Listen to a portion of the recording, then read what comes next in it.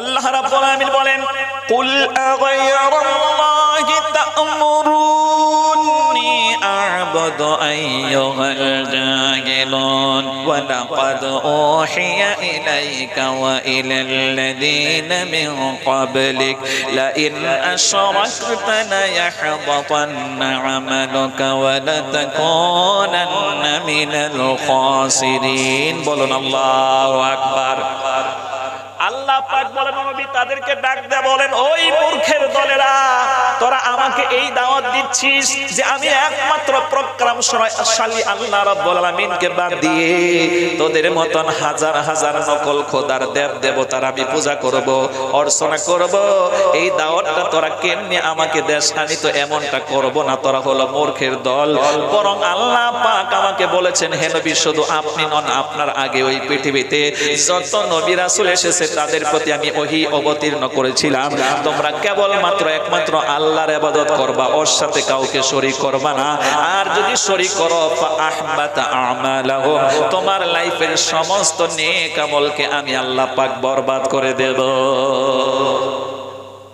আয়াতের শুরুতে আছে মূর্খের দল। কুল আগায়রাল্লাহি তা'মুরুনি আ'বুদু আইয়ুহাল জাহিল। জাহিল মানে কি? জাহিল মানে মূর্খ। আবু জেহেল, এর লেগে হেলের নাম হয়েছে আবু জেহেল। মূর্খের দল। ওরা মূর্খের দল কেমনে? আমার লাইফে এরকম একটা ঘটনা ঘটে গেছে। আমি এখন আলহামদুলিল্লাহ আপনাদের দোয়ায় মানে অনেক জায়গায় যাই জালসা করতে। প্রথম দিকে অতটা প্রচার ছিল না। প্রচার যখন বক্তার বেশি হয় তখন দাওয়াত একটু স্ট্যান্ডার্ড দাওয়াত আসে। কথা বলেন ঠিক কিনা? আমি কিন্তু সাইকেল দিয়েও জালসা করেছি। সাইকেল চড়ে জালসায় গিয়েছি, 1 ঘন্টা 1.5 ঘন্টা বক্তব্য দিয়েছি। প্রথম হেঁটেও গিয়েছি, সাইকেলে চড়ে গিয়েছি, তারপরে গেলাম বাইকে করে। এখন আল্লাহ পাক কে বলে প্লেনে ওঠায়। আজকেও আপনাদের এখানে যে এসছি, আমি ত্রিপুরা থেকে ফ্লাইটে নামলাম। ফ্লাইটটা ছিল আমার 11:40-এ ছাড়বে। এখানে এসে মাত্র সময় লাগে 35 মিনিট, কিন্তু ফ্লাইট লেট ছিল। আমাদের এখানে কুয়াশা তেমন নেই, কিন্তু ত্রিপুরা রাজ্যে প্রচন্ড কুয়াশা পড়েছে, সেই জন্য ফ্লাইট একটু লেটে ছিল। আমি এসে ওরকম আরাম করতে পারিনি। 1-1.5 ঘন্টা ঘুমাতে পারলে আমাদের শরীরটা আবার চাঙ্গা হয়। তো মনে করেন আজ থেকে এই লকডাউনের আগে আমি একটা মাহফিল নিয়েছি কলকাতা। যাবার পথে এসির টিকিট করেছি। শুনতেছেন? এটা কিন্তু কোরআন হাদিস না, আমার লাইফের বাস্তব ঘটনা শোনাচ্ছি। তবে এখানেও আমাদের হেদায়েত আছে, যদি আমরা বুঝি, হেদায়েতটা যদি নেই। তো যাবার পথে যখন ট্রেনে চেপেছি, এয়ার কন্ডিশন অর্থাৎ টিকিটটা যে করেছি এসির টিকিট করেছি। এসির টিকিট করার পরে আমার পাশে, এসি টিকিট সকলে করতে পারে না, 1500, 2000, 3500, 4500 টাকা। এসির মধ্যে আবার 3টা ক্লাস আছে, ওখানে এ বি সি এরকম থাকে। এসির মধ্যে আবার 3টা ক্লাস আছে। তো হাই লেভেলেরটা করেছি। হাই লেভেলেরটা যখন করেছি তখন আমার পাশে লোক নাই, কয়েকটা সিট ফাঁকা আছে। একটা ভদ্রলোক, ওটা হলো কলকাতার, আমাদের এই আসামে সে চাকরি করে, তো ছুটি পেয়ে বাসায় যাচ্ছে। তা আমরা আল্লাহ পাক অথবা আমাদের নবীজি সাল্লাল্লাহু আলাইহি ওয়াসাল্লাম আমাদেরকে শিখিয়েছেন যে তোমরা যখনই টাইম পাও, সুযোগ পাও, তখন মানুষকে দ্বীনের কথা বলো। সুবহানাল্লাহ। কোরআনে হাকিম যখন আপনি স্টাডি করবেন, আপনি পড়বেন 24 নাম্বার পারা, সূরার নাম হলো ফুসসিলাত। টোটাল আয়াত আছে 54টা, এই আয়াত সংখ্যা হলো 33। কোন আল্লাহু আকবার। আনার আওয়াজ হইছে না, আনার আওয়াজ না হইলে বক্তার আওয়াজ হইতো না। আপনারা যত আওয়াজ দিবেন বক্তার ওয়াজ তত চাঙ্গা হইল, আর আপনারা যেরকম মরার মতন থাকবেন বক্তার ওয়াজও ঘুমাইয়ে পড়বো। আল্লাহ রাব্বুল আলামিন বলেন, ওয়ামান আহসানু ক্বাওলাম মিম্মান দাআ ইলাল্লাহি ওয়া আমিলা সালিহান ওয়া ক্বালা ইন্নানি মিনাল মুসলিমিন। বলুন আল্লাহু আকবার। আল্লাহ পাক বলেন, ওর কথার চাইতে কার কথার ভালো, যে মানুষকে আল্লাহর দ্বীনের পথে আহ্বান করে এবং নিজেকে মুসলমানি প্রকাশ করে। আল্লাহর কাছে ওই কথাটা, ওই কাজটা, ওই কর্মটা, ওই আমলটা বড্ড প্রিয়। বলুন না আল্লাহু আকবার। সুতরাং এই প্রিয় আমল করার জন্য আল্লাহ পাক বলেন, এটা হলো 33 নাম্বার আয়াত শুনলাম। এবার আপনি পিছনের দিকে আসেন, 4 নাম্বার পারায় ঢুকলে 3 নাম্বার সূরার নাম হলো সূরা আলে ইমরান, 200টা আয়াতের 104 নাম্বার আয়াত। আল্লাহ রাব্বুল আলামিন বলেন, মহান আল্লাহ রাব্বুল আলামিন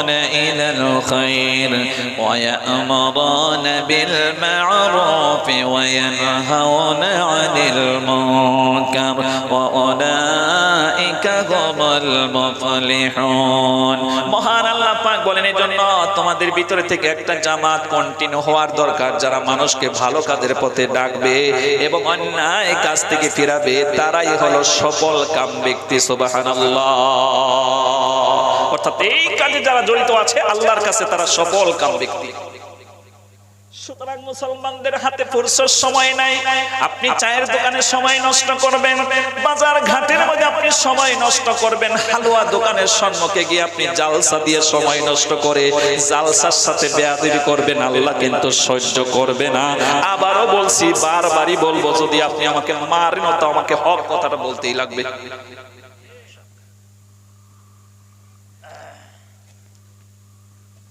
আল্লামা ইকবাল রাহিমাহুল্লাহ নওয়ারাল্লাহু মারকাদাহু ওয়া জাআলাল জান্নাতা মাথওয়াহু তিনার বক্তব্য ওয়াকত ফুরসত হাই কাহা কাম বি বাকি হে ওয়াকত ফুরসত হাই কাহা কাম বি বাকি হে নূর তৌহিদ কা মুসলমানদের হাতে ফুরসত সময় নাই যখনই তারা চান্স পাবে টাইম পাবে আল্লাহ পাকের দ্বীনের নূর আলোরে তারা ছড়াতে থাকবে মানে দাওয়াত দিতে থাকবে আল্লাহু আকবার আমার বন্ধুগণ এখন তো ট্রেনের ভিতরে সময় কাটে না লং টাইম পর্যন্ত সফর করতে হয় 17 ঘন্টা 18 ঘন্টা পর্যন্ত সফর করতে হবে সুতরাং আমার বন্ধুগণ এই ভদ্রলোকের সাথে আমি কিছু কথাবার্তা শুরু করে দিলাম এই কথার ফাঁকে ফাঁকে আমার বন্ধুগণ আল্লাহ পাকের ইসলাম ইন্নাদ-দীন ইনদাল্লাহিল Islam surely the true religious with Allah is Islam Allah পাকের কাছে একমাত্র মনোনীত ধর্মের নাম হচ্ছে ইসলাম কথা বলুন ঠিক কিনা ومن يبتغي غير الإسلام دينا فلا يقبل منه وهو في الآخرة من الخاسرين and whoever desires a religion other than Islam it shall not be accepted from him in the hereafter he shall own of the loss বলা হয়েছে আমি যে ইসলাম তোমাদের জন্য মনোনীত করেছি ইসলামকে বাদ দিয়ে অন্য কোনো মত অন্য কোনো পথ আদার রিলিজিয়াস কবুল করে তুমি যদি ইন্তেকাল করো আল্লাহ পাক বলবেন নো অ্যাকসেপ্টেবল ওটা গ্রহণযোগ্য হবে না কথা বলুন ঠিক কিনা সুতরাং এই ইসলামের পথে মানুষকে দাওয়াত দাও চাইছে মুসলিম চাইছে নন মুসলিম আর এই দাওয়াত দেওয়ার ক্ষেত্রে আমাদেরকে যেটা মেইনটেইন করতে হবে সে তথ্য আল্লাহ পাক কোরআনে কারীমের ভিতরে দিয়ে রেখেছেন কোরআনে হাকীম যখন আপনি বের করবেন 14 নম্বর পারা হিফজে কোরআন 20 নম্বর পেজ সূরার নাম হলো আন-নাহল 128 আয়াতের 125 নম্বর আয়াত আল্লাহু আকবার বলে আল্লাহ পাক বলেন উদউ ইলা সাবিলি রাব্বিকা বিল হিকমাতি ওয়াল মাউইযাতিল হাসানাহ ইলা আখিরি আয়াত আল্লাহ পাক বলেন মানুষকে দ্বীনের পথে আহ্বান দাও ডাকো দাওয়াত তুমি দিয়ে দাও তবে বৈজ্ঞানিক পন্থায় হিকমার সাথে যুক্তি দিয়ে লজিকের সাথে তাদেরকে দাওয়াত দাও কোন সুবহানাল্লাহ তো ওনার সাথে কথা বলতেছি এই লোককে কি কোরআন হাদিস বললে ও বিশ্বাস করবে গোটা কোরআন শরীফ ওকে যদি আপনি পানির মধ্যে গুইলা ওকে খাওয়িয়ে দেন ও বিশ্বাস করবে না ওর সাথে কথা বলতে হবে যুক্তি দিয়ে কথা বলুন ঠিক কিনা তো বিভিন্ন যুক্তির মাধ্যমে ওনার সাথে যখন আমি কথা বললাম এক পর্যায়ে আমি এতটা পর্যায়ে চলে গেলাম যে হ্যাঁ এই পৃথিবীতে সর্বশ্রেষ্ঠ ধর্মের নাম হচ্ছে ইসলাম ইসলামের ভালো ভালো দিক সায়েন্টিফিক পয়েন্টগুলো তুলে ধরলাম দেখলাম থেকে আজ থেকে ১৫০০ বছর আগে আমার আপনার নবী সাল্লাল্লাহু আলাইহি ওয়াসাল্লাম যিনি কোন সায়েন্স গবেষণাগারে লেখাপড়া করে নাই বছরের পর বছর সময় দেয় নাই পৃথিবীর কোন মানুষ তার শিক্ষক ছিল না তিনার শিক্ষক ছিলেন স্বয়ং আল্লাহ পাক কথা বলুন ঠিক কিনা বরং তিনি এই কথাই বলতেন ইন্নামা বুইস্তু লিউতাম্মিমা হুসনাল আখলাক ইন্নামা বুইস্তু লিউতাম্মিমা হুসনাল আখলাক ইন্নামা বুইস্তু কি বলে ইন্নামা বুইস্তু মুআল্লিমান বরং আমি কি হচ্ছি গোটা পৃথিবীর মানব মণ্ডলীর জন্য উত্তম শিক্ষক সুবহানাল্লাহ ওই নবী কথা বলে আমাদেরকে একটা সিস্টেম শিখিয়ে দিলেন যে হে পুরুষেরা পৃথিবীর, তোমরা যখন জামা পরিধান করবা, লং প্যান্ট পরিধান করবা, পায়জামা পরিধান করবা, এরপরে কি বলে লুঙ্গি পরিধান করবা, তোমাদের এই পানি আইকের নিচে যেন ওইটা চলে না যায়, একটু যেন উপরে থাকে। আজকে বিজ্ঞানী নিয়ে গবেষণা করছে, গবেষণা করে দেখে আমরা দেখবেন যারা শিক্ষিত বড় বড় মেডিকেল সায়েন্সের বড় বড় ডাক্তার, ওরা যে লং প্যান্ট পরিধান করে সেটা প্রায় এই অনেকটা উপরে থাকে, প্রায় 4 আঙ্গুল উপরে থাকে। কেন? ওরা গবেষণা করে দেখেছে আমরা যখন হাঁটা চলা করি আমাদের শরীরের যে হরমোন, এই হরমোনটা ওই জায়গায় থাকে, হরমোনের সংখ্যাটা ওই জায়গায় থাকে। যখন আপনি চলাফেরা করতে আপনার জামার সাথে ঘষা লাগবে, তখন ওই হরমোনটা গরম হবে, গরম হলে আপনার শরীরের মধ্যে বিভিন্ন রোগ ব্যাধি দেখা দেবে। 1 নম্বরে গরম হয়ে আপনার বার্ধক্য তাড়াতাড়ি চলে আসবে, 2 নম্বরে আপনি তাড়াতাড়ি যৌবন হারাবেন, 3 নম্বর আপনার ব্রেনের যেটা কার্যক্রম ক্ষমতা এটা কমে যাবে। মেডিকেল সায়েন্স বলতেছে।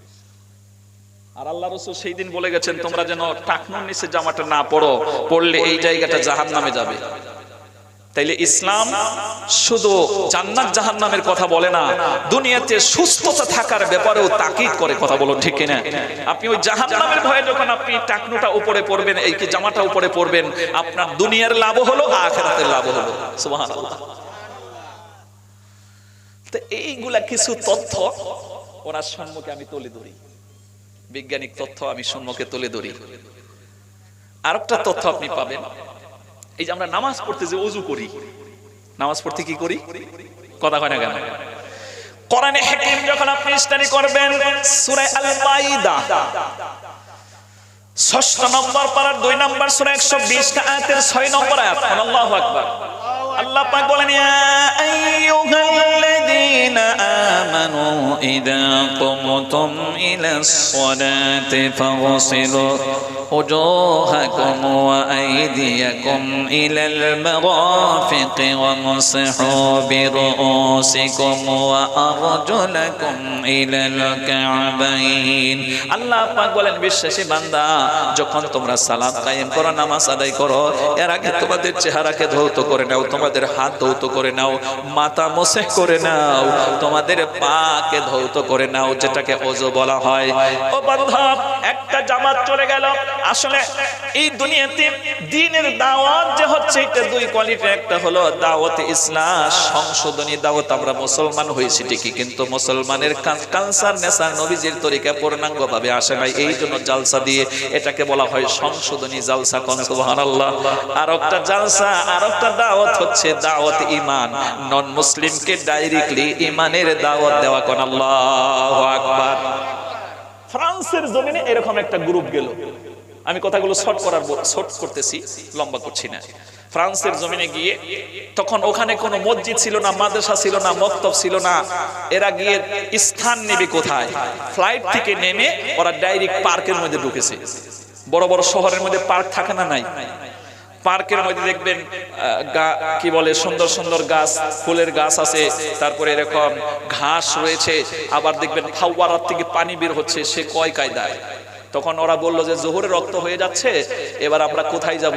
প্রথমে আমরা এই পার্কে যাই, গিয়ে ওযু করে নামাজ আদায় করে আল্লাহর রাজত্বে আল্লাহর দ্বীন কায়েম হবে, সেই জন্য আমরা এসেছি। তাইলে আমরা আল্লাহর হুকুমটা আগে পালন করে নিই। ইসলামে 3টা কাজ তাড়াতাড়ি করার দরকার। কয়টা কাজ? একটা হচ্ছে নামাজের ওয়াক্ত যখন আসলো তখন তাড়াতাড়ি নামাজ পড়ে নেওয়া দরকার। আসসালাতু লিআউয়ালি ওয়াক্তিহা, আউয়াল ওয়াক্তে নামাজ পড়াটা আল্লাহর কাছে সবচেয়ে প্রিয় আমল। 2 নম্বরে মানুষ ইন্তেকাল করেছেন, তাকে তাড়াতাড়ি দাফন কার্য সমাধা করো।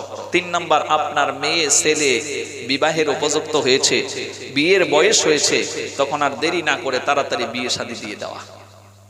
তবে এখানে আমাদেরকে সরকারি আইন ফলো করতে হবে, নাইলে মামার বাড়ি যেতে হবে। কথা কানে মামার বাড়ি যেতে হবে। ছেলেদের জন্য হলো 21 বছর, আর মেয়েদের জন্য কত? 18 বছর। এটা আমরা মেনটেন করব। আল্লাহ আমাদেরকে তৌফিক দান করুন, বলুন আমিন। তো নামাজটা হলো আউয়াল ওয়াক্তে পড়ে দেওয়া। জরুরি। সুতরাং আমির সাহেব ঘোষণা করলেন, আসো আমরা আগে নামাজ আদায় করব। এই নামাজ পড়তে গিয়া আগে আমার বন্ধুগণ ওযু করতে হয়, কথা বলুন ঠিক কিনা? এই লোকেরা পার্কের মধ্যে গিয়া সিরিয়াল দিয়ে হাত ধুচ্ছে। প্রথমে হাতের কবজা, তারপরে কুলি করছে, নাকে পানি দিচ্ছে, চেহারাটা দৌত করতেছে। ওযুর যে সিরিয়াল বন্ধরে ওযু যখন করতেছে, তখন একটা ভদ্রলোক ওদের এই সিস্টেম গুলো দেখে আশ্চর্য হয়ে সব সময় ওদের প্রতি তাকায় আছে। আল্লাহু আকবার। আল্লাহর দিন আল্লাহ কেমনে কায়েম করে একটু লক্ষ্য করুন। যখন ওরা নামাজ কমপ্লিট করলো, লোকটা ভদ্রলোক সম্মুখে এসে বলল, তোমরা কোথা থেকে এসেছো, কোথায় তোমাদের বাড়ি? যেভাবে তোমরা ওযু করলে, যেভাবে তোমরা হাত পা ধৌত করলে, তারপরে কি করে যেন তোমরা সেজদা দিলে সিস্টেমে, এমন সিস্টেমের মানুষ তো আমাদের এই ফ্রান্সের জমিনের ভিতরে নাই। বলো তোমরা কারা, কেন, কোথা থেকে এসেছো, আর এই সিস্টেম তোমাদেরকে শিখালো কারা? সুবহানাল্লাহ। প্রশ্ন করেছে। তখন বলল, ইনিল হুকমু ইল্লা লিল্লাহ। সূরা ইউসুফ 111 আয়াতের 40 নম্বর আয়াত। আল্লাহর রাজত্বে আল্লাহর দ্বীন কায়েম হবে, আল্লাহর হুকুম চলবে। কোরআনে হাকিম আপনি যখন স্টাডি করবেন বন্ধু, আপনি পড়বেন কোরআনে কারীম সূরা আল আরাফ 9 নম্বর পারায় ঢুকলে 206 আয়াতের 54 নম্বর আয়াত। আলা আলাহুল খালকু ওয়াল আমর তাবারাকাল্লাহু আহসানুল খালিকিন। আল্লাহ পাক বলেন, সৃষ্টি যার আইন চলবে তার, তিনি কত উত্তম করে সৃষ্টি করেছেন। সুতরাং ওই আল্লাহর দ্বীনের দাওয়াত দেওয়ার জন্য আমরা এই জায়গায় এসেছি। তখন বলল, কোন কলিমা পড়লে, কোন মন্ত্র পড়লে তোমার ধর্মে যাওয়া যায়, আগে আমাকে মন্ত্র পড়িয়ে দাও। জোরে কন্যা সুবহানাল্লাহ। আমির সাহেব বড় খুশি হয়ে আমার বন্ধুগণ হাতটা টেনে ধরে তাকে পড়িয়ে দিলেন, আশহাদু আল্লা ইলাহা ইল্লাল্লাহু ওয়াহদাহু লা শারীকা লাহু ওয়া আশহাদু আন্না মুহাম্মাদান আবদুহু ওয়া রাসূলুহু। আর বিশ্বনবী জন্ম নিলেন মা আমিনার কোলে, আল্লাহ সারা মাবুদ নাই, ধর্ম দিলেন খোলে।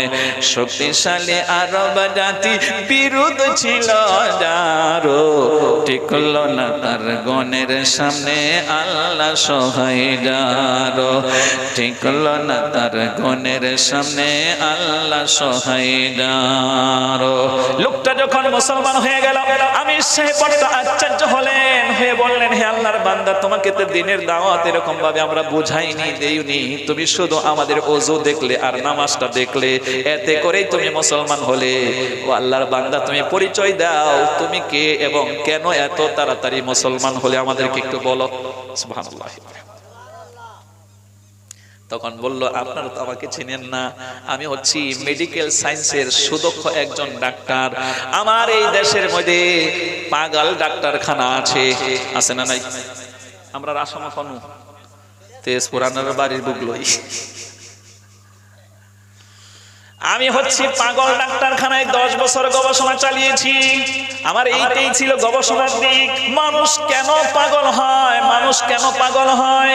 আমরা গবেষণা করে দেখেছি, 10 বছর গবেষণায় যেটা ধরা পড়েছে, মানুষ যখন আস্তে আস্তে বৃদ্ধ হতে শুরু করে, তখন 40-এর আপ যখন হয়, মানুষের শরীরে ক্যালসিয়াম কমে যায়, ক্যালসিয়ামটা আস্তে আস্তে কমতে থাকে। ক্যালসিয়াম যখন কমতে থাকবে, মানুষের শিরা উপশিরাগুলো দুর্বল হয়ে পড়ে, দুর্বল হয়ে মাঝে মাঝে কোন শিরা উপশিরা ব্লক মেরে দেয়। এই ব্লক হওয়ার একটা কারণ, 2 নম্বর, অতিমাত্র তেল জাতীয় খাবার খেলে ব্লক মারে। আমরা তো বড় বড় বাজারে যখন যাই, তখন চোখ বড় বড়, ছোট মাছ পছন্দ করে না, খালি বড় মাছ লাগে। ওইরকম 6-7 বছর মাছ খাইয়ে তারপরে যাই বেলুর। এখন হার্টের মধ্যে তার ব্লক হয়ে গেছে, এটা হয়েছে, ওটা হয়েছে। ডাক্তার বলে, তোমার সার্জারি করে এইখানকার নার্ভ নিয়ে ওইখানে লাগাইতে লাগবে, এটা কাম দিচ্ছে না। এই লেগে খালি বড় মাছ খায় না, ছোট মাছও খায়। কথা কয় না কেন?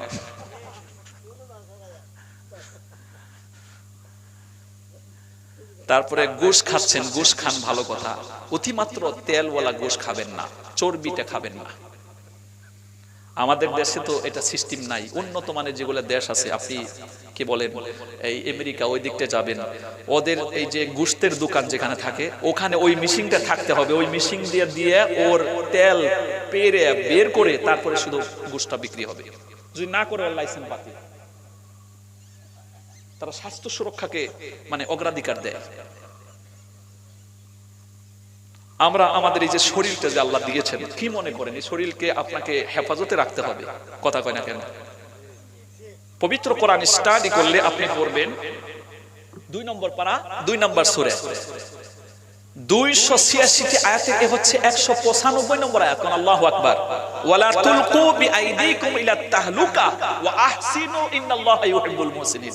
আল্লাহ পাক বলেন, তুমি তোমার নিজের হাতে নিজেকে ধ্বংসের মুখে ঠেলে দিও না। যারা জনমের মতন এরকম চর্বিওয়ালা জিনিস খাচ্ছে এবং পাশাপাশি দোকানে গিয়ে এই যে মিষ্টি জনমের মতন মিষ্টি খায়, কয়েকদিন পরে আপনি দেখবেন ডেড বডি হয়ে যাবে। চিনি আপনি খান, ন্যাচারাল যেটা আল্লাহ পাকের পক্ষ থেকে দেওয়া, যেরকম আপেল খেলে ওর মধ্যে হালকা মিষ্টি আছে না, এটা আপনি খান, এত আপনাকে ক্ষতি করবে না।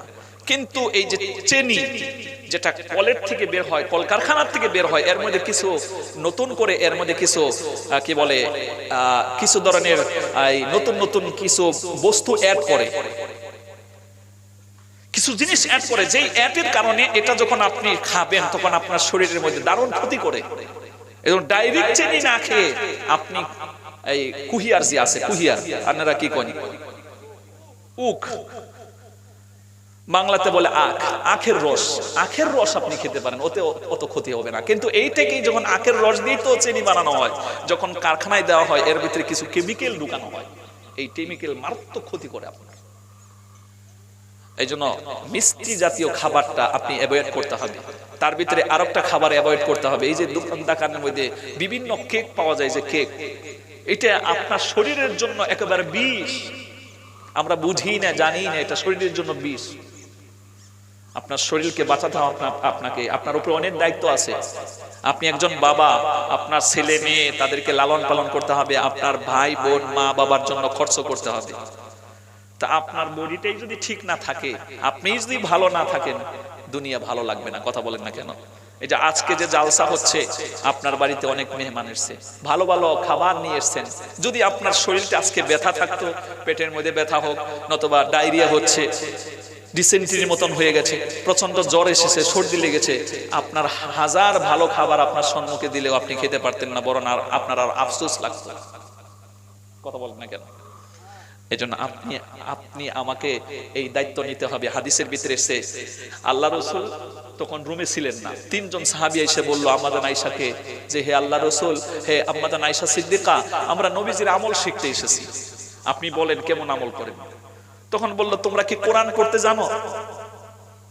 হ্যাঁ, আমরা কোরআন পড়তে জানি, এমনকি মিনিংও করতে পারি, আমরা আরবিয়ান মানুষ। তখন বলল, কোরআনে যা লেখা আছে বাস্তবে কেউ যদি আমল করেছেন তিনি হলেন তোমাদের নবী, বিশ্ব নবী হযরত মুহাম্মদুর রাসূলুল্লাহ। জোরে বলেন সাল্লাল্লাহু আলাইহি ওয়াসাল্লাম। রাসূল আমার ভালোবাসা, রাসূল আমার আলোয়াশা, রাসূল আমার প্রেম বিরহের মূল আলোচনা, রাসূল আমার কাঁধে কর্মের অনুপ্রেরণা, রাসূল আমার ভালোবাসা, রাসূল আমার আলোয়াশা, রাসূল আমার প্রেম বিরহের মূল আলোচনা, রাসূল আমার কাঁধে কর্মের অনুপ্রেরণা। যখন দারুণ দুঃখ নামে আমার জীবন জুড়ে, বিপদ আপদ মুসিবতে মরি পরে পরে, তখন তোমার শৈশব কৈশোর যোগায় সান্ত্বনা, রাসূল আমার কাঁধে কর্মের অনুপ্রেরণা। তখন এরা 3 জনে সংকল্প করলো, নিয়ত করলো, ইরাদা করলো, ওয়াদা করলো। একজনে বলল যে আমি জীবনে বিয়ে শাদী করব না, কারণ বিয়ে শাদী করে যদি সংসারে ঢুকলে আমার নামাজ পড়ার টাইম হয় না। আরেকজনে বলল আমি সারা রাত্রি ঘুমাবো না, শুধু তাহাজ্জুদের নামাজ পড়ে যাব। আরেকজনে বলল আমি ডেইলি রোজা ধারণ করব। এখন একজন মানুষ যদি ডেইলি রোজা থাকে ওর শরীরের অসুস্থতা আসবে কিনা? তখন আল্লাহ রাসূল এসে বললেন, দেখো তোমরা যেভাবে সংকল্প করেছো আমি শুনতে পেলাম, এটা আমার সিস্টেম না, এটা আমার সুন্নত নয়। আমার সুন্নত হচ্ছে আমি বিয়ে শাদী করি আবার আল্লাহর ইবাদতও করি। আমি নবী রোজা ধারণ করি আবার রোজা ছেড়ে দিই। আমি নবী তাহাজ্জুদের সালাত আদায় করি আবার রাত্রে ঘুমায়ও। এটাই হলো সিস্টেম। কন্যা সুবহানাল্লাহ। এজন্য আমার আপনার শরীরকে আপনি খাবেন, ইসলামে আপনাকে এনজয় করতে মানা করে নাই, তবে এর একটা লিমিট ধরে দিয়েছে যেন আপনি লং টাইম এনজয় করতে পারেন। এখন আমরা যখন এই কথাগুলো বলি তখন আমাদের কিছু যুবক ভাইয়েরা বলে, কয় না হুজুররা আমরারে প্রেম করতে দেয় না, হুজুররা আমরারে প্রেম করতে দেয় না। প্রিয় ভাই, ইসলামে আপনাকে প্রেম শেখায়, বৈধ প্রেম, যেন আপনি এই প্রেমে লং টাইম থাকতে পারেন প্রেম নিয়ে। কিন্তু আমরা যে প্রেম করি এটা হলো হারাম প্রেম। এই প্রেমে ভালোবাসা হলো, 2 দিন পরে বিয়ে হলো, বিয়ের পরে যেই ভালোবাসাটা তারা স্বামী স্ত্রীতে দেওয়ার কথা ছিল তারা বিয়ের আগেই ভালোবাসা হয়ে গেছে, এখন বিয়ের পরে খালি লাগে ঝগড়া। কথা বলে না কেন? আপনি বাস্তবে দেখবেন যারা এরকম মিলামিশা করে, অবৈধ মিলামিশা করে বিয়ে শাদী করেছে, ওদের যে ঝগড়া সেই রাশিয়া এবং ইউক্রেনের যুদ্ধ লেগে যায়। তো আমরা বলি ভাই প্রেম করো, বৈধ প্রেম করো, যে প্রেমে তোমার শরীর সুস্থ থাকে, লং টাইম তুমি এই প্রেম নিয়ে বসবাস করতে পারো। জোরে কন্যা সুবহানাল্লাহ। ঠিক একইভাবে আপনি এনজয় করেন, তবে একটা লিমিটের ভিতরে থেকে, তাহলে লং টাইম এনজয় করা যাবে। সুবহানাল্লাহ ওয়া বিহামদিহি। আসুন আমার বন্ধুগণ, এখানে আমি আর বেশি লম্বা করছি না কথাগুলো। তখন এইভাবে করে ওই ডাক্তার বাবু বলছে, তোমরা কি আমাকে চিনো নাকি আমি কে? আমি হলাম মেডিকেল সায়েন্সের ডাক্তার। মানুষ কেন পাগল হয়? বৃদ্ধ বয়স যখন আসে, ক্যালসিয়াম যখন দুর্বল হতে থাকে তখন রগ ব্লক করে। রগ ব্লক করলে পাতায় একটা সাইড দিয়ে যখন আমার বন্ধুগণ কি বলে ওই রক্তটা চলাচল করতে পারে না, ব্রেনটা অন্য সাইডে অকেজো হয়ে যায়, কাম দেয় না, পাগল হয়ে যায়। এটা হলো আমার দিক ছিল, আমি এইভাবে গবেষণা করেছি। এবার মেডিকেল সায়েন্স বলছে একজন মানুষ যদি তোমরা যেভাবে হাত পা ধৌত করলে সিরিয়ালি হাত পা তো ধুয়েছ, তার পাশাপাশি ঠান্ডা পানি দিয়া হাতের মধ্যে পানি দিয়া তুমি যে ঘাড়ের মধ্যে মুসেকটা করে দিলে, এই মুসেক যে করলে ঘাড়ের সাথে ব্রেনের সাথে শরীরের সাথে সব শিরা উপশিরার হলো কালেকশন। কথা বলুন ঠিক কিনা? এইটা করার কারণে কি ফায়দা হয়? তোমার এই শিরা উপশিরাগুলো অত তাড়াতাড়ি ব্লক হবে না, অর্থাৎ সায়েন্টিফিক পয়েন্টের উপরে তোমরা রয়েছে। তোমাদেরকে এই কথা কে শিখালো? এই আমল কে শিখালো? তখন ওরা জবাব দিচ্ছে, আজ থেকে ১৩,০০০ বছর আগে বিশ্বনবী হযরতে মুহাম্মদুর রাসূলুল্লাহ মরু উদ্যানে এসে আমাদেরকে এই নিয়ম শিখিয়ে দিয়েছেন। এজন্য ওযু করলে, নামাজ পড়লে শারীরিক ব্যায়াম হয়, শারীরিক সুস্থতা, আধ্যাত্মিক সুস্থতা আসে। কথা বলুন ঠিক না? আসবে মরণ কখন কোথায় কারো জানা নাই, আসবে মরণ কখন কোথায় কারো জানা নাই। জানাজার নামাজের আগে নামাজ পড়ো নাই, তুমি জানাজার নামাজের আগে নামাজ পড়ো নাই। রুকুকারীর সাথে আল্লাহ রুকু করতে বলে, তুমি কেন কাজী বিবর বলো না? তাহলে রুকুকারীর সাথে আল্লাহ রুকু করতে বলে, তুমি কেন কাজী বিবর বলো না? তাহলে দুলতে ঢোকাও তিলাওয়াতে নেকি আয়াতে আয়াতে, দিলতে ঢোকাও তিলাওয়াতে নেকি আয়াতে আয়াতে। কথা বলো রবের সাথে নামাজে দাঁড়াই তোমার। বলেন জানাজার নামাজের আগে নামাজ পড়ো নাই, তুমি জানাজার নামাজের আগে নামাজ পড়ো নাই। আসবে মরণ কখন কোথায় কারো জানা নাই, আসবে মরণ কখন কোথায় কারো জানা নাই। জানাজার নামাজের আগে নামাজ পড়ো নাই, তুমি জানাজার নামাজের আগে নামাজ পড়ো নাই। সেজন্য ভাই নামাজ ছাড়া যাবে না, নামাজ আমাদেরকে পড়তেই হবে। নামাজ পড়লে আপনার শারীরিক সুস্থতা এবং আছে আধ্যাত্মিক সুস্থতা। আজকে এই যে দেখেন আমার হাতে মোবাইল আছে, আপনাদের হাতে মোবাইল আছে, আমার সাথে দুইটা এখন। মানে মাঝে মাঝে আমি একটা দিয়ে আমার এই বক্তব্যগুলো আমি ধারণ করে আমার একটা চ্যানেল আছে, সেখানে আমি ছেড়ে দিই। সেহেতু নতুন করে এই মোবাইলটা নিয়েছি, এখানে আমার আছে। তাহলে আমরা এই যে ডিভাইসের সম্মুখে যে আছি, এখন তো আমরা মোবাইলের পাশে থাকি, মোবাইলের পাশে না থাকলেও কিন্তু আমি মোবাইলের নেটওয়ার্কের ভিতরে আছে না। আপনাদের এখানে নেটওয়ার্ক আছে, ওইখানে নেটওয়ার্ক লাগানো আছে না নাই? টাওয়ার লাগানো আছে না? এখান থেকে আপনার আমার শরীরের মধ্যে একটা রেডিয়েশন তৈরি হয়। বর্তমান বিজ্ঞান মেডিকেল সায়েন্স গবেষণা করে বলছে যে একজন মানুষ যখন নামাজের মাধ্যমে সে সেজদা দেবে, সেজদা দেওয়ার সাথে সাথে এই মাটির থেকে ব্রেনের মধ্যে একটা আর্থিং পয়দা হয়। এই আর্থিংকে আপনার যে ক্ষতি হলো, রেডিয়েশন যেটা হচ্ছে, ওইটা দূর হয়ে আপনার ব্রেন সুস্থ হয়। সুবহানাল্লাহ, ব্রেন আপনার সুস্থ হয়। এইগুলা তথ্য দিয়া লোকটা মুসলমান হয়ে গেল। আমির সাহেব বড় আশ্চর্য হয়ে গেলেন। তখন বন্ধুগণ, তখন তিনি বললেন, যে মানুষটা আজ থেকে ১৫০০ বছর আগে কোনো বিজ্ঞান গবেষণাগার ছিল না, মেডিকেল সায়েন্সের কোনো কলেজ ছিল না, তারপরেও মরুদ্যান থেকে তোমাদেরকে যে পদ্ধতি, যে নামাজটা শিখিয়েছে, এই লোকটা নিশ্চয়ই আল্লাহ পাকের পক্ষ থেকে আসা নবী। এই নবী মিথ্যা হতে পারে না, এই নবী মিথ্যা হতে পারে না, সেই জন্য আমি ইসলাম কবুল করলাম। ওই লোকটা যখন ইসলাম কবুল করলেন, এখন ওই জামাতিকে নিয়ে যায়, চলো ওখানে দাওয়াত দেই, ওইখানে দাওয়াত দেই।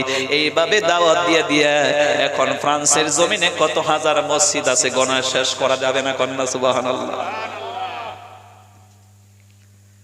তো আমার বন্ধুগণ, আমি এই অমুসলিমকে আমার সাথে যে বসে আছে, এই কিছু তথ্য তাকে শোনালাম।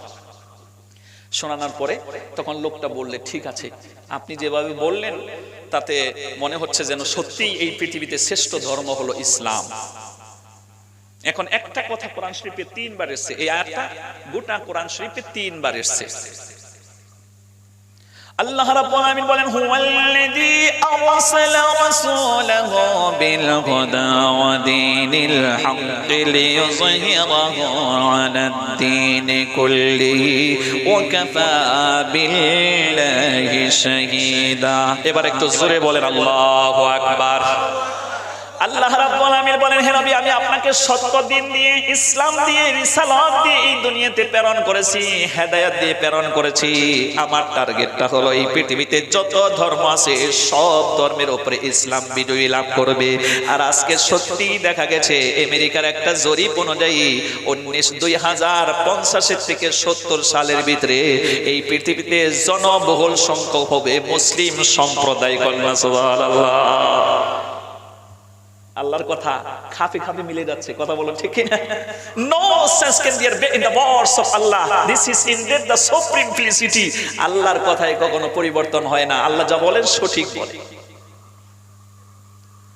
তো এই লোকটাকে যখন এইভাবে আমি বললাম, তখন স্বীকার করলো। এবার স্বীকার করার পরে মানুষ যখন ঝগড়া লাগে, আমাদের বরপেটিয়া ভাষায় বলি পাছার ধরে, দুইজনে ঝগড়া লেগে পড়ছে, লেগে মানে হাতে হাতে হাত লাগে, ঝগড়া লাগছে, পাছার ধরে পাছাপাছরি করে একজন নিচে পড়ে একজন উপরে থাকে, ওইটারে কি কোন আপনারা? জাতাজাতি, কুস্তি। হ্যাঁ, কুস্তি। কুস্তি ভাষাটা সুন্দর হবে। কুস্তি লাগছে। কুস্তি লাগার পরে সে যদি হেরেও যায়, হাদিসের ভিতরে এসেছে, কষ্ট মনে করবেন না ভাই, এই ভাষা আমাকে ক্ষমা করবেন, কোন ভাষা যদি ধরেন আপনাদের সাথে মিলতেছে না, কোন এক দেশের ভাষা, এক দেশের কি গালি আর এক দেশের বুলি, এরকম কোন ভাষা যদি ক্রিটিসাইজ হয়ে যাচ্ছে, আমাকে আল্লাহর কাছে মাফ করবেন। আপনাদের এখানে বলে কি বা বলতে হয়, আমার ওখানে বা কি বলতে হয়, এই জন্য আমারটা আমি বলেছি, সেজন্য আমাকে মাফ করবেন। আপনারা হাসবেন না, হাসলে আমি লজ্জা পাবো, হয়তো এই ভাষাটা আপনাদের সাথে মিলছে না, তো কষ্ট হইতেছে আপনারা। তো কুস্তি লড়তেছে। এখন কুস্তি লড়তে গিয়ে হাদিসের ভিতরে এসেছে যে হযরতে আলী রাদিয়াল্লাহু আনহু এক কাফেরের সাথে কুস্তি লইরা কাফেরকে দিছে হারায়। তখন হে নিচে থেকে দেখলো যে আমি তো হাইরাই গেলাম, এখন সে আমাকে গলা কেটে ফেলবে, আমাকে মেরে ফেলবে। তখন হে নিচে পড়েছে, তারপরেও সে থুতু মেরে দিয়েছে। হযরতে আলী রাদিয়াল্লাহু আনহুর চেহারার মধ্যে থুতু মেরে দিয়েছে। থুতু মারার সাথে সাথে হযরত আলী রাদিয়াল্লাহু আনহুর এক্সট্রা একটা রাগ উঠেছে। কোরআনে কারিমে যখন আপনি ঢুকবেন, আপনি পড়বেন ৯ নম্বর পারা সূরা আল আরাফ ২০৬টা আয়াতের এ হচ্ছে ১০০ নম্বর আয়াত। আল্লাহ পাক বলেন খুজিল আফওয়া ওয়া'মুর বিল উরফি ওয়া আ'রিদ আনিল জাহিলিন। এটা হলো 99 নম্বর আয়াত। তারপরের আয়াতটা হলো 100।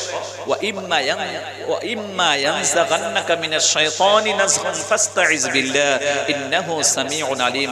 আল্লাহ পাক বলেন, হে নবী, আপনি যদি রাগান্বিত হন, এটা শয়তানের পক্ষ থেকে আসে, আপনি কি করুন? তখন আমি আল্লাহর কাছে সাহায্য কামনা করুন। সুবহানাল্লাহ। তখন হযরত আলী রাদিয়াল্লাহু আনহু বড় রাগান্বিত হয়েছেন। রাগান্বিত হয়ে একটু সময় চিন্তা করে ওকে ছেড়ে দিয়েছে।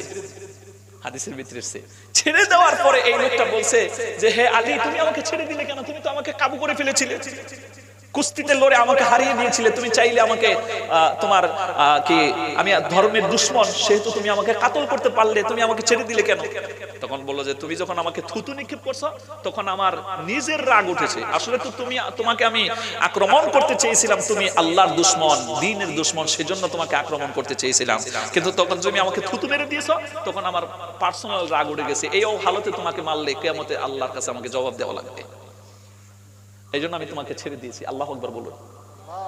তখন লোকটা এই কথাটা চিন্তা করলো যে, ইসলাম কি সুন্দর, যে ইসলামের দুশমন হয় তারা তাকে আক্রমণ করে, কিন্তু পার্সোনাল দুশমন হলে আক্রমণ করে না।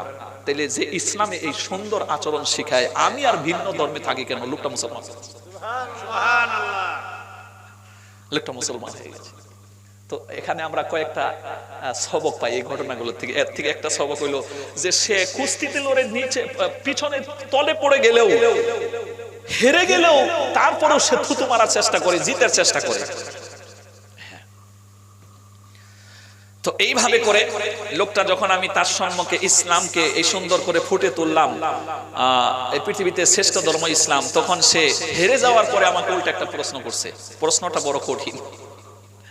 তখন সে বলতেছে যে, ঠিক আছে মৌলভী সাহেব, আপনি তো বললেন যে ইসলাম শ্রেষ্ঠ ধর্ম, তাইলে যে জিনিসটা ভালো ওই জিনিসের মধ্যে লোক সংখ্যা বেশি থাকার দরকার, কিন্তু আমরা পৃথিবীতে জরিপ করে দেখলে এখনো দেখা যায় যে খ্রিস্টান সম্প্রদায়ের লোকটা পৃথিবীতে বেশি। 2 নাম্বার পজিশনে আছে মুসলিম, ঠিক না? 3 নম্বরে সম্ভবত আছে ওই চীন দেশ, তারপরে অন্যান্য নিচের দিকে আসতেছে। তো এখানে তাহলে আপনি কি জবাব দেবেন? যেটা শ্রেষ্ঠ সেখানে লোকের সংখ্যা বেশি থাকার দরকার, আপনি বলছেন শ্রেষ্ঠ, সেখানে তো বেশি লোক নাই, খ্রিস্টানরাই হলো 1 নম্বর, আপনি তাহলে এবারে কি বলবেন? এই প্রশ্ন যখন আমাকে করছে, আমার পায়জামা টাইট। এখন হেলের তো কোরআন হাদিস দিয়ে বললই তো না, তার যুক্তি দিয়েই কোয়া লাগবে। কথা বলুন ঠিক কিনা? আমার বন্ধুগণ, তখন সঙ্গে সঙ্গে আমি আল্লাহ পাকের শরণাপন্ন হলাম। মনে মনে আল্লাহর কাছে দোয়া করতে থাকি, মাওলা রে, তোমার ইসলামটাকে বোঝাতে গিয়ে এই লোকটার সম্মুখে আমি প্রায় বিজি হয়ে গেছিলাম, কিন্তু লোকটা এমন ভাবে কায়দা করে আমাকে প্রশ্ন করে যেন আমাকে হারিয়ে দেবে। আল্লাহ, তুমি আমার ব্রেনের মধ্যে এর প্রশ্নের উত্তম জবাব তুমি আমাকে ধরাইয়া দাও। কোন সুবহানাল্লাহ। কোরআনে হাকিম যখন আপনি বের করবেন বন্ধু, আপনি পড়বেন সূরা তালাক 28 নাম্বার পারার ভিতরে 4 নাম্বার আয়াত। আল্লাহ পাকের বক্তব্য, মাইয়াত্তাকিল্লাহা ইয়াজআল লাহু মাখরাজা। আল্লাহ পাক বলেন, আল্লাহ পাকের প্রতি যারা ভরসাশীল হয়, আল্লাহ তার জন্য যথেষ্ট। কোন সুবহানাল্লাহ।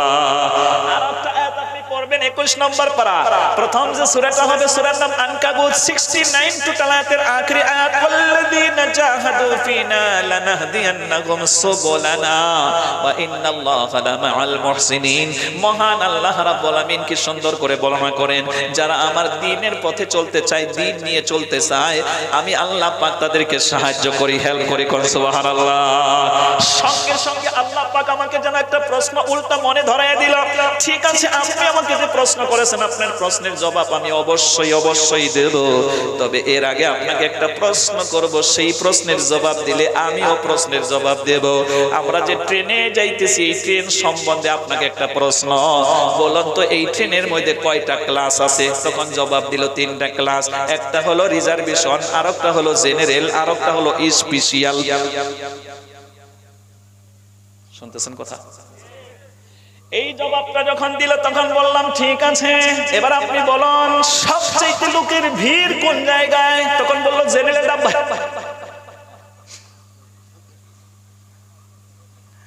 দুই নম্বরে বললাম তারপরে ভিড় কোনটায়, তখন বললো তারপরে ভিড় হলো রিজার্ভেশনে।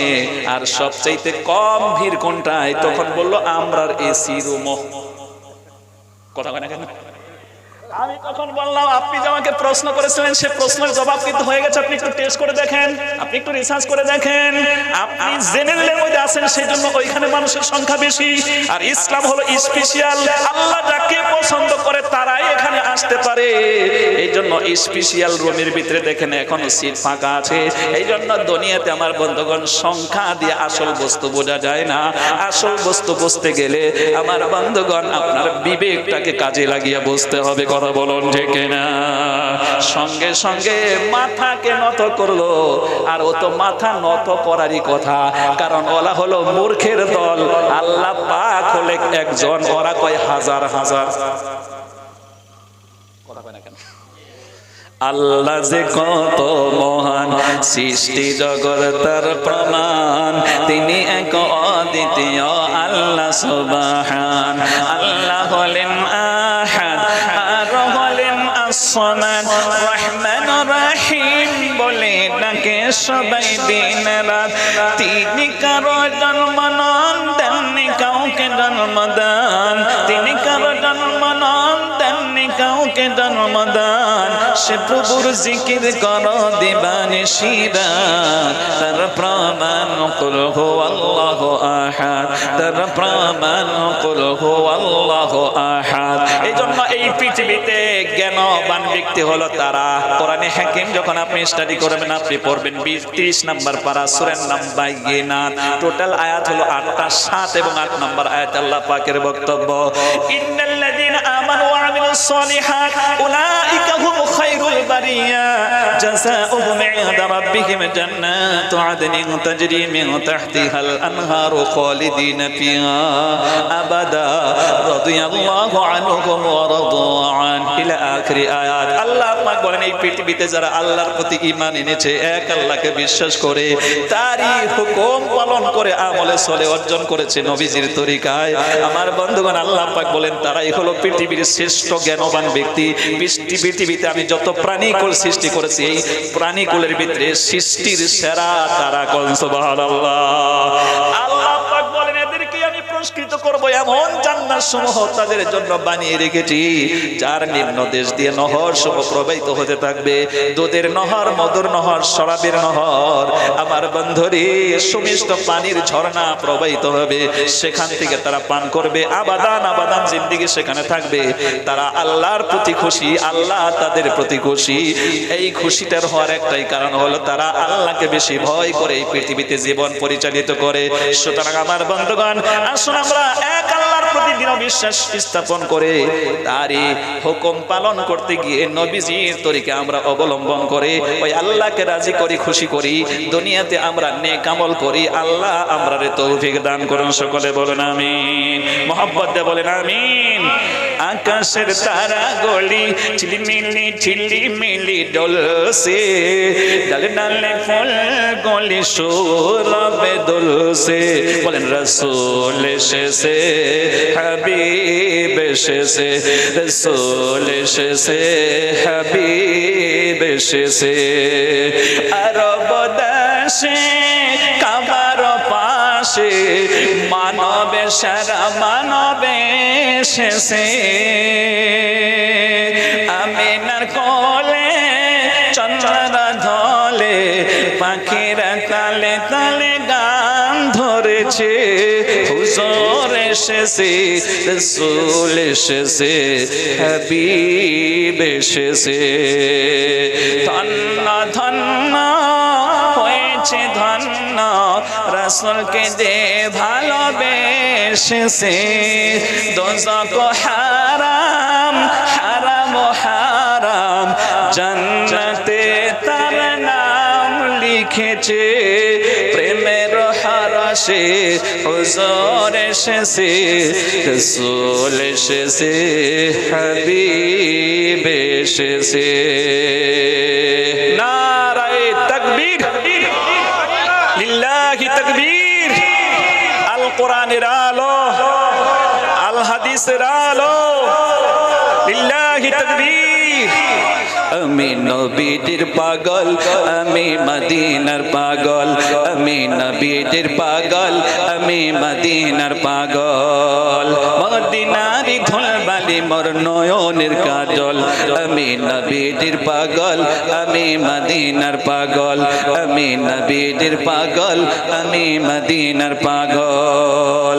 আমার মনে নবী নবী, দুই চোখে মদিনার ছবি, আমার মনে নবী নবী, দুই চোখে মদিনার ছবি। নবীর প্রেমে দিতে রাজি, নবীর প্রেমে দিতে রাজি, নবীর প্রেমে দিতে রাজি জীবনের সকল। আমি নবীর পাগল, আমি মদিনার পাগল, আমি নবীর পাগল, আমি মদিনার পাগল। মদিনার ধুলবালি মোর নয়নের কাজল। আসসালামু আলাইকুম ওয়া রাহমাতুল্লাহি ওয়া বারাকাতুহু। জনাব সাহেবান,